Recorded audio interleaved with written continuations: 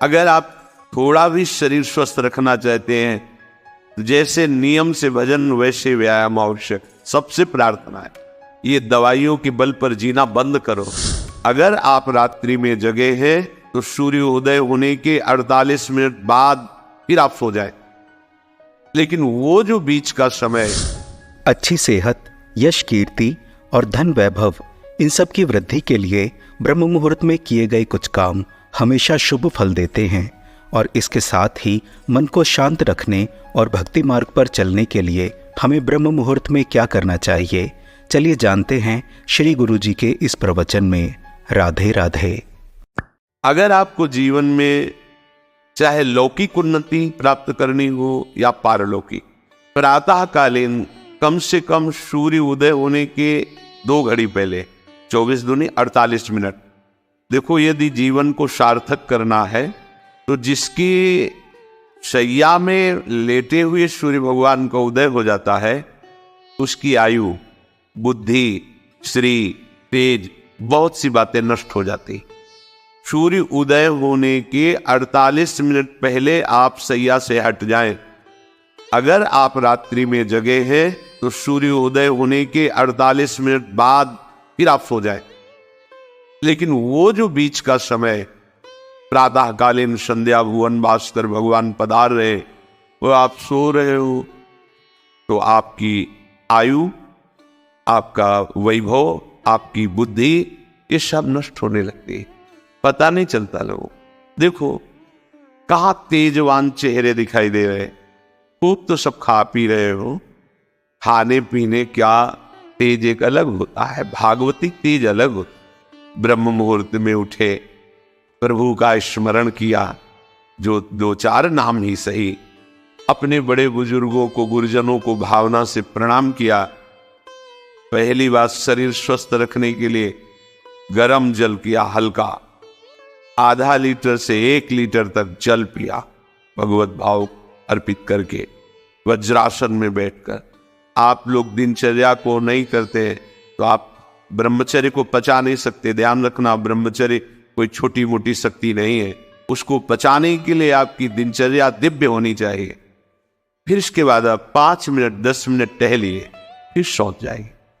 फिर जो शौचाचार की पवित्रता बताई गई उसके अनुसार आप स्नान आदि करके, पवित्र वस्त्र धारण करके, जैसे कोई महान व्यक्ति आ रहा है तो हम उसके आदर के लिए खड़े हो जाते हैं, ऐसे भुवन भास्कर पधार है, हाथ जोड़कर प्रणाम किया, अर्घ दान किया, गुरु मंत्र जपा आदि।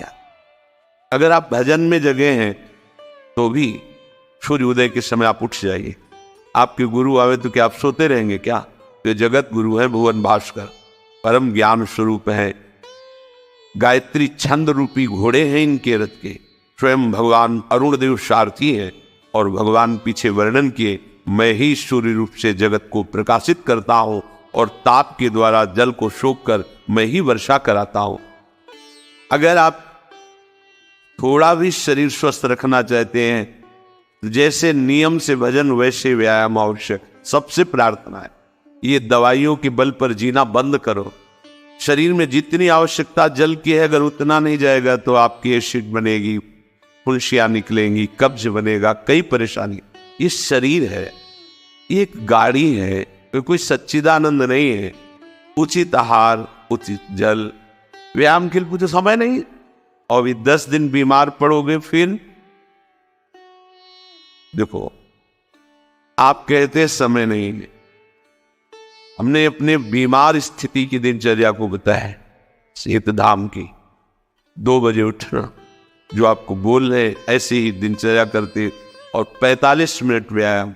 इसके बाद तुरंत प्रणाम करके वृंदावन की परिक्रमा, फिर आके श्री जी की मंगला, फिर आके 9 बजे तक गुरुदेव भगवान की सेवा में, फिर वहां से आके श्री जी का श्रृंगार, फिर भिक्षावृत्ति आदि 12-1-2 बजे तक। कोई चाय, कोई पानी, कोई ऐसा कुछ नहीं कि बाल भोग, कुछ नहीं, था ही नहीं। जिंदगी में 100 ग्राम दूध नहीं खरीदा कि भाई हमारा दूध बन, कभी नहीं ऐसा। पर कभी ऐसा महसूस नहीं हुआ कि मैं बहुत कमजोर हूं। ब्रह्मचर्य को पचाने के लिए बहुत शरीर को क्रियाशील होने की आवश्यकता है, या तो प्राणायामों के द्वारा, आसनों के द्वारा, अब ना आसन है, न प्राणायाम है, न व्यायाम है, और फिर क्या, कैसे भावना आपकी भगवत भावना बनेगी? एक प्रमाद स्थिति, एक छिन्न भिन्न खिन्न स्वभाव नहीं बात। अध्यात्म का साधक जो होता है नवीन खिला हुआ कमल जैसा, वो जैसे कमल खिला होता है ऐसे खिला रहता है। क्यों? हर समय चिंतन सही, आचरण सही, सब कुछ सही। जो भगवत भावना विहीन जीवन है वो मुर्दा जीवन है। जिन हरि भगति हृदय नहीं आनी, जीवित सब समान ते प्राणी। वो जान नहीं रहे, मुर्दे जैसा जीवन। क्या जीवन? वही गंदे भोगों को भोगना, उसी का चिंतन करना, और भोग भोगने वाले शरीर को स्वस्थ रखने के लिए विषय सामग्री इकट्ठी करना, इसके बाद मर जाना। बोलो इसके अलावा और क्या है? ये बनाया, वो बनाया, वो बनाया, जरा सा हिला, पूरा का प्रांत नष्ट हो गया। क्या है इसमें? शाश्वत क्या है? हृदय को तसल्ली तब दो जब नाम चले राधा। दिनचर्या ही नहीं बन पा रही है आज के नए समाज की, दिनचर्या ही नहीं बन पा रही, भगवत भावना ही नहीं है। देखो, अगर परिवार में रह करके आप भगवत भावना नहीं करते तो सब परिवार में रहकर आसक्त हैं और सब दुर्गति को प्राप्त होते हैं। जब तक भगवत भावना नहीं है तब तक सब अविधि पूर्वक है। मान लीजिए सब अविधि, विधि भगवत भावना है। कुछ भी, किसी से भी, कोई भी, बस भगवत भाव, वही आनंद का अनुभव हो जाएगा। कभी कभी मंत्रों का ज्ञान नहीं होता, पूजन की सामग्री शुद्ध नहीं होती, भाव शुद्ध नहीं होता, इसलिए उनका पूजा सेवा आगे चल करके फल प्रदान नहीं कर पाता। प्रभु कह रहे हैं, मेरे में रिझाने के लिए किसी पूजा सामग्री की या किसी धन संपत्ति की आवश्यकता नहीं। पिता को बस इतना ही चाहिए कि वो अपनापन करके दौड़ के उनकी गोद में बैठ जाए। बस अपनापन प्रभु को चाहिए। माया की भूल भुलैया से वापस लौटिए और एक बात केवल बैठ जाए अगर हृदय में कि मेरे प्रभु, अब मैं थक गया हूं, यहां कोई मुझे सहारा देने वाला नहीं, अपना नहीं, नाथ मुझे अपना बना लो। ये बहुत बड़ी बात है हृदय की। किसी के बहुत भाग्यशाली होगा उसके हृदय में बात आए, प्रभु उसकी रुचि का विषय बन जाते हैं। प्रभु जहां वो ऐसा भावना करता है और उसकी रुचि हो जाती है प्रभु में। जैसे हमारी विषयों में रुचि, ऐसे प्रभु में रुचि हो जाती है। अब वो जो भी करता सब पूजा हो जाती है। ये रात से जल्दी सबको समझ में नहीं आता। ध्यान दीजिए, भगवत भावना विहीन आप जो भी कर रहे हैं वो सब अविधि पूर्वक है, भगवान कह रहे हैं। अगर भगवत भावना युक्त है तो जो भी कर रहे हैं सब विधि पूर्वक, बिना किसी बंधन के अगर ये बंधते, उसका नाम है प्रेम डोरी। जय श्री भट्ट प्रेम रस बंधन, क्यों छूटे दृढ़ फंद, बसो मेरे नैनन में दो चंद। ये बात सबकी समझ में, पूरा अविधि है। अगर शास्त्रीय सिद्धांत से दे देखो अविधि है, पर वो महान विधि है जो भगवान को आसक्त कर लिया। कौन सी विधि? मेरे अपने प्रभु, मेरे प्यारे रात में भूखे रहते होंगे, ये भाव। भगवत भाव विहीन जितना जो कुछ आप कहोगे कि कैसे अविधि पूर्वक, भगवान कह रहे हैं। देखो, जब मथुरा के ब्राह्मणों को भगवत पार्षद सखाओं ने निवेदन किया कि भगवान श्री कृष्ण और बलराम आज इधर ही गाय चराने आए हैं और वो भूखे हैं, आप थोड़ा सा कुछ भोजन सामग्री दे दीजिए। ऐसे देखा कि ग्वारिया है, बात ही नहीं की, अधिकारी ही नहीं समझा, बात का अधिकारी नहीं समझा। ऐसा नहीं कि इनको पता न चला हो कि भगवान का अवतार है, क्योंकि जब भगवान अवतरित हुए तो सबको पता था कि भगवान अवतरित हुए हैं। प्रायः सब जैसे वायु शीतल चलती तो सबके अंगों में लगती है, इसलिए महान प्रकृति उल्लसित होकर नृत्य कर रही थी आनंद में जब भगवान का प्रादुर्भाव हुआ। और उन्होंने बाद में स्वीकार किया कि मैंने महापुरुषों से सुना था कि भगवान पधारे हैं, पर मेरा कितना दुर्भाग्य कि वो स्वयं यज्ञ भोक्ता भगवान स्वयं समस्त यज्ञों की भोक्ता मांग रहे और वो यज्ञ करने वाले ब्राह्मण अनादर कर रहे हैं। हुई ना विधि। और उन्होंने स्वीकार किया कि मुझे चारों वेदों का ज्ञान है, गायत्री का अनुष्ठान, त्रिकाल संध्या, जितना भी शास्त्रीय सिद्धांत सब पालन करता हूं, पर सबके लिए उन्होंने एक शब्द प्रयोग किया, धिक्कार है मेरे ज्ञान को, धिक्कार है मेरी पवित्रता को, धिक्कार। स्वयं यज्ञ भोक्ता भगवान मांगे और हमने बात भी नहीं की। पर अहो भाग्य हमारे कि हमारी पत्नियां ऐसी निकली जो हमारी बात बन गई, भगवत साक्षात्कार करने वाली। वहां कौन सी विधान का पालन कर रही? एक ही विधान, केवल अपने श्याम सुंदर मेरे प्रभु। प्रभु की चर्चा सुनकर प्रभु में आसक्ति हुई, आसक्ति ने प्रभु का साक्षात्कार करा दिया।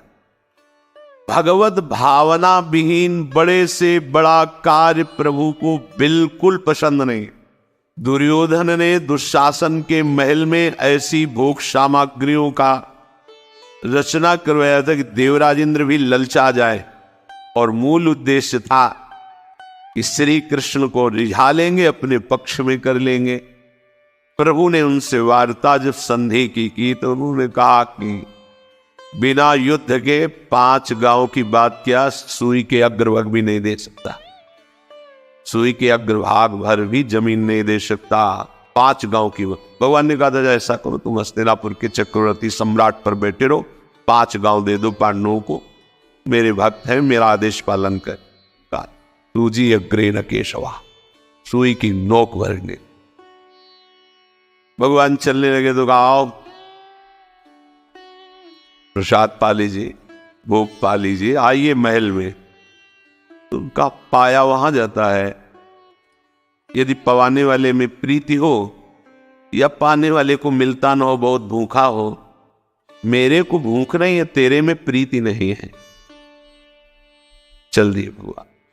भगवान उधर गए भी नहीं, और गए का भगवत भाव भावित विदुर जी के घर, वहां मांग करके छिलके पाए। देखो छिलके पवाना विधि है, अविधि है।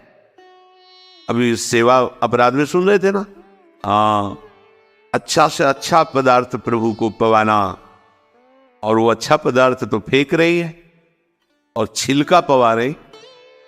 अविधि है, पूरी अविधि है, लेकिन यही सही विधि है, क्योंकि वो है ही नहीं भाव में। अपने उपास्य देव में प्रियता हो जाना ये सारी विधि है। इसीलिए अपने वृंदावन उपासी जन जो है, वृंदावन रसोपास्य, या मंत्रों के आदेश से सेवा पदार्थ समर्पित नहीं किया जाता। अमुक मंत्र पढ़ो फिर वो सेवा नहीं, याद और राधा राधा राधा। और जब जैसा भाव आया, या ऐसा नहीं कि ये ऐसे ऐसे ऐसे न, जब भाव आया अपने भाव में, भावोत्सवेन भजताम रस काम देनु। भाव ये थोड़ा भक्ति का फलस्वरूप भाव होता है। आशा है पूज्य श्री गुरु जी का ये प्रवचन आपके लिए बहुत लाभकारी होगा और आप भी ब्रह्म मुहूर्त की इन शक्तियों का लाभ लेंगे। श्री गुरु जी के इस प्रवचन से हुए अनुभव को आप चाहें तो कमेंट बॉक्स में लिखकर हमारे परिवार के साथ व्यक्त कर सकते हैं। श्री गुरु जी के मुखारविंद से हमें आध्यात्मिक ज्ञान की प्राप्ति ऐसे ही होती रहे, भगवान से यही प्रार्थना है। आप सबको प्रेम भरा राधे राधे।